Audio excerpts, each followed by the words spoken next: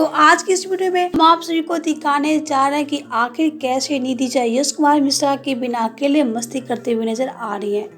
तो वीडियो में आगे बढ़े और आप सभी को निधि झा का वो वीडियो दिखाएंगे और आप सभी को बताएंगे। तो उससे पहले आप सभी वीडियो को लाइक नहीं किया तो जल्दी से इसे लाइक कर ले, सब्सक्राइब कर ले और शेयर करना ना भूले।